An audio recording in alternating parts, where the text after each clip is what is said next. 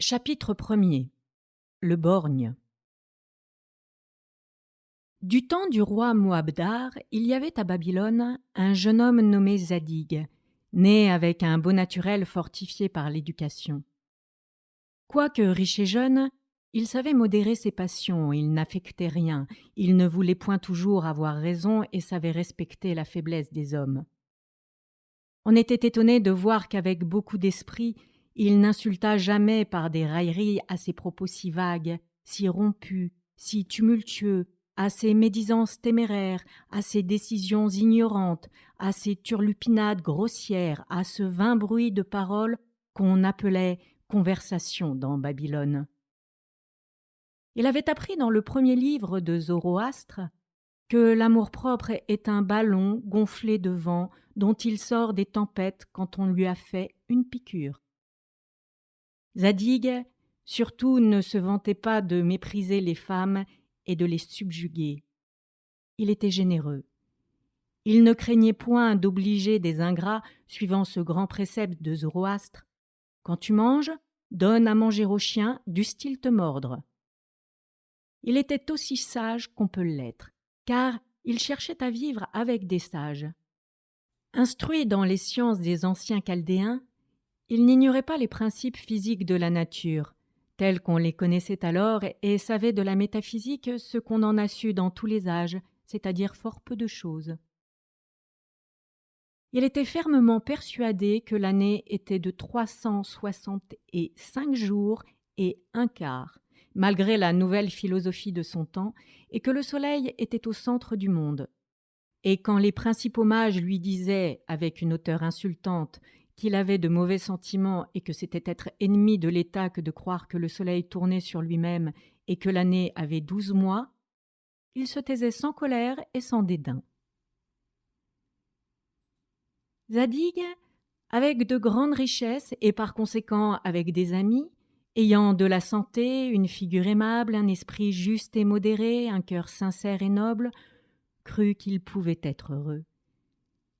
Il devait se marier à Sémire, que sa beauté, sa naissance et sa fortune rendaient le premier parti de Babylone. Il avait pour elle un attachement solide et vertueux, et Sémire l'aimait avec passion. Ils touchaient au moment fortuné qui allait les unir, lorsque, se promenant ensemble vers une porte de Babylone, sous les palmiers qui ornaient le rivage de l'Euphrate, ils virent venir à eux des hommes armés de sabres et de flèches.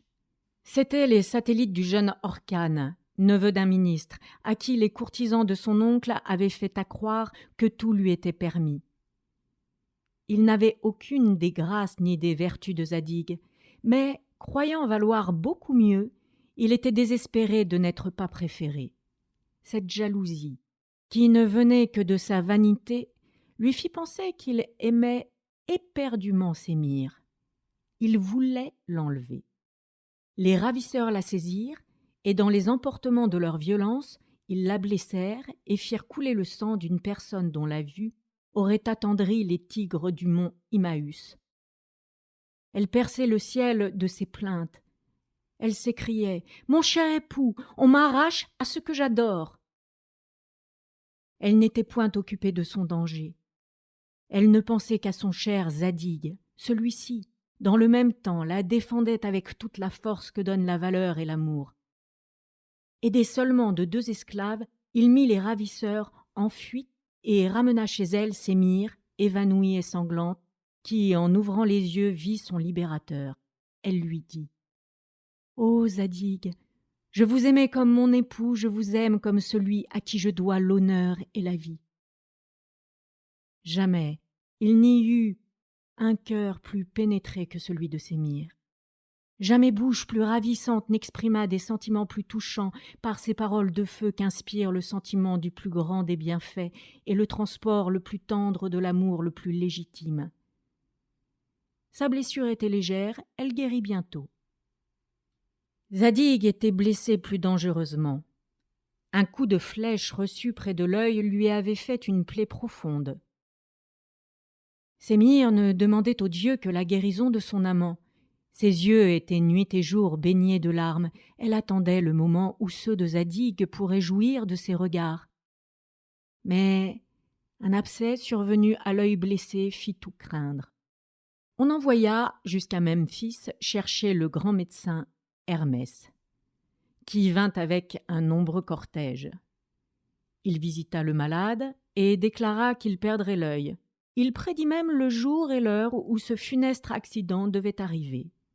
« Si c'eût été l'œil droit, dit-il, je l'aurais guéri, mais les plaies de l'œil gauche sont incurables. » Tout Babylone, en plaignant la destinée de Zadig, admira la profondeur de la science d'Hermès.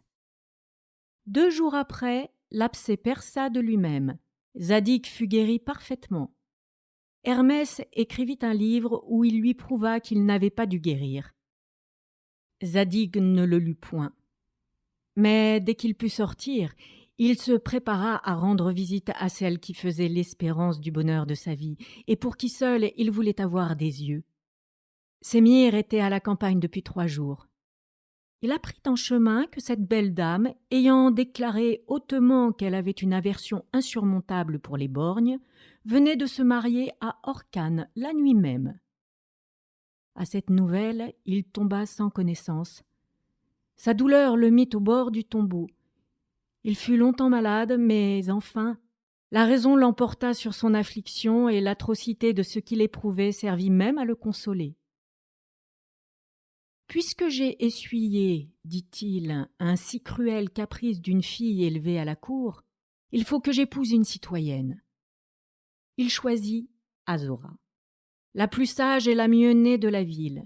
Il l'épousa et vécut 1 mois avec elle dans les douceurs de l'union la plus tendre. Seulement, il remarquait en elle un peu de légèreté et beaucoup de penchant à trouver toujours que les jeunes gens les mieux faits étaient ceux qui avaient le plus d'esprit et de vertu. Chapitre 2. Le nez. Un jour, Azora revint d'une promenade tout en colère et faisant de grandes exclamations. « Qu'avez-vous, lui dit-il, ma chère épouse, qui vous peut mettre ainsi hors de vous-même ?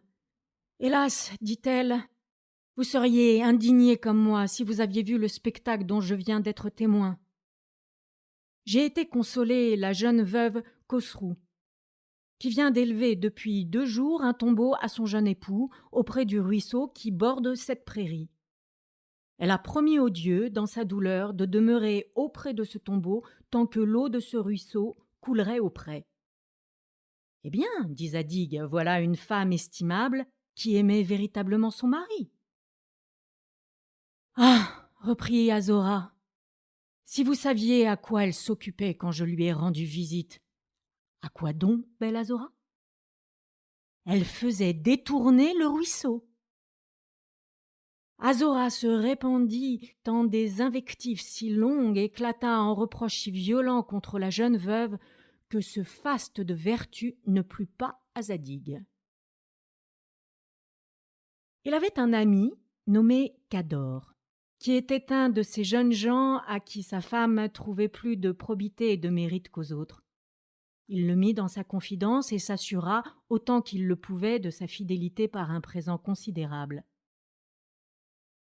Azora, ayant passé 2 jours chez une de ses amies à la campagne, revint le 3e jour à la maison. Des domestiques en pleurs lui annoncèrent que son mari était mort subitement, la nuit même, qu'on n'avait pas osé lui apporter cette funeste nouvelle et qu'on venait d'ensevelir Zadig dans le tombeau de ses pères au bout du jardin. Elle pleura, s'arracha les cheveux et jura de mourir. Le soir, Cador lui demanda la permission de lui parler et ils pleurèrent tous 2. Le lendemain, ils pleurèrent moins et dînèrent ensemble. Cador lui confia que son ami lui avait laissé la plus grande partie de son bien et lui fit entendre qu'il mettrait son bonheur à partager sa fortune avec elle. La dame pleura, se fâcha, s'adoucit. Le souper fut plus long que le dîner. On se parla avec plus de confiance. Azora fit l'éloge du défunt, mais elle avoua qu'il avait des défauts dont Cador était exempt. Au milieu du souper, Cador se plaignit d'un mal de rate violent. La dame, inquiète et empressée, fit apporter toutes les essences dont elle se parfumait pour essayer s'il n'y en avait pas quelqu'une qui fût bonne pour le mal de rate. Elle regretta beaucoup que le grand Hermès ne fût pas encore à Babylone. Elle daigna même toucher le côté où Cador sentait de si vives douleurs. « Êtes-vous sujet à cette cruelle maladie ?» lui dit-elle avec compassion. « Elle me met quelquefois au bord du tombeau, » lui répondit Cador, « et il n'y a qu'un seul remède qui puisse me soulager. C'est de m'appliquer sur le côté le nez d'un homme qui soit mort la veille. »« Voilà un étrange remède, » dit Azora. « Pas plus étrange, répondit-il, que les sachets du sieur Arnoux contre l'apoplexie. » Cette raison, jointe à l'extrême mérite du jeune homme, détermina enfin la dame. « Après tout, dit-elle, quand mon mari passera du monde d'hier dans le monde du lendemain sur le pont de Chinavar, l'ange Azraël lui accordera-t-il moins le passage parce que son nez sera un peu moins long dans la seconde vie que dans la première ?» Elle prit donc un rasoir. Elle alla au tombeau de son époux, l'arrosa de ses larmes et s'approcha pour couper le nez à Zadig, qu'elle trouva tout étendu dans la tombe. Zadig se relève en tenant son nez d'une main et arrêtant le rasoir de l'autre. « Madame, lui dit-il, ne criez plus tant contre la jeune Cosrou. Le projet de me couper le nez vaut bien celui de détourner un ruisseau. » Chapitre 3. Le chien et le cheval. Zadig éprouva que le premier mois du mariage, comme il est écrit dans le livre du Zen, est la lune du miel et que le second est la lune de l'absinthe. Il fut quelque temps après obligé de répudier Azora qui était devenue trop difficile à vivre et il chercha son bonheur dans l'étude de la nature.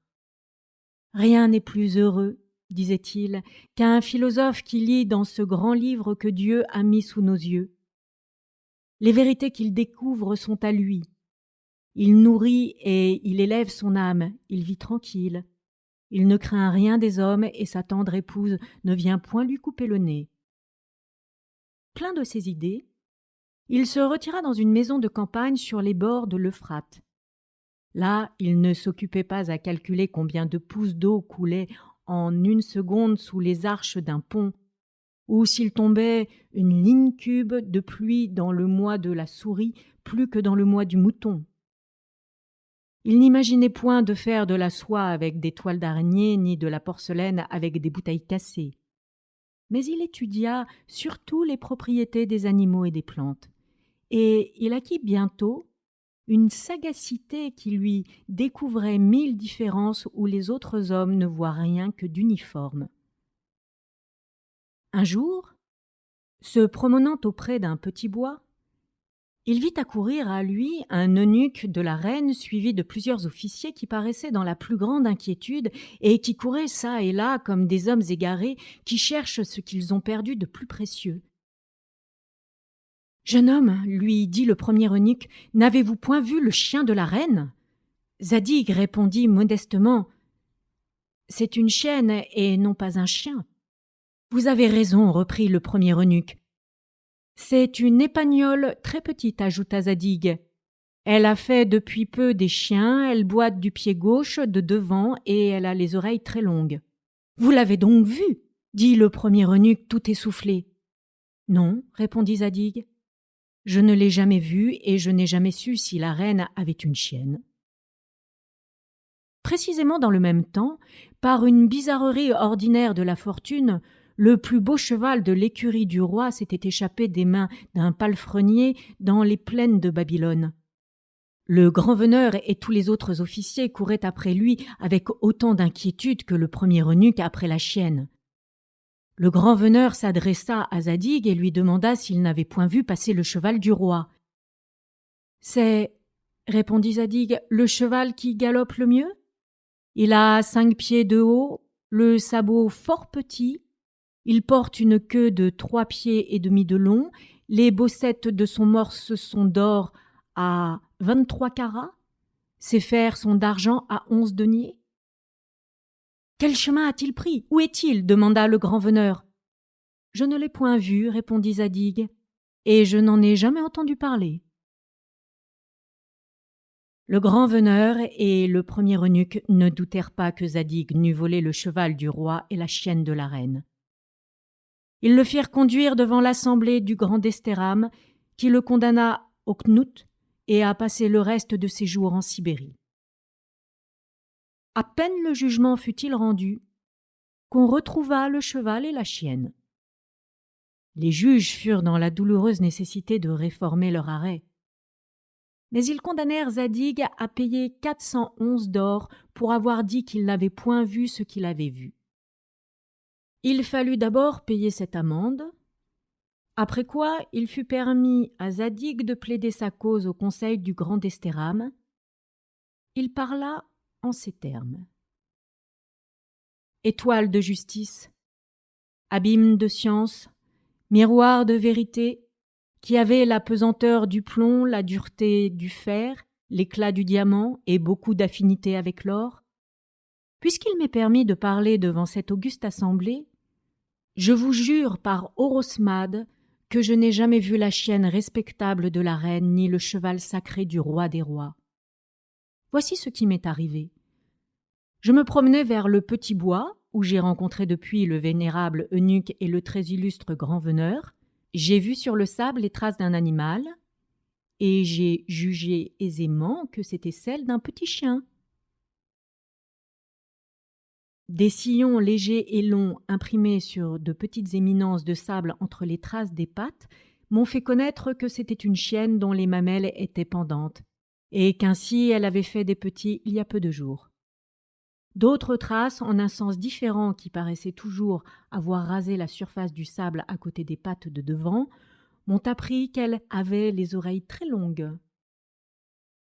Et comme j'ai remarqué que le sable était toujours moins creusé par une patte que par les trois autres, j'ai compris que la chienne de notre auguste reine était un peu boiteuse, si je l'ose dire.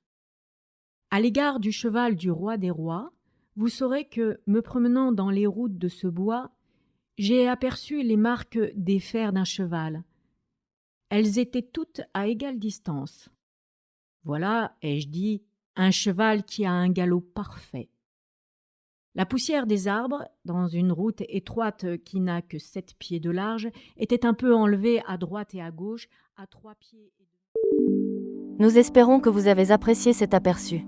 Pour continuer à écouter ce livre audio sur Google Play Livres, utilisez le lien dans la description de la vidéo.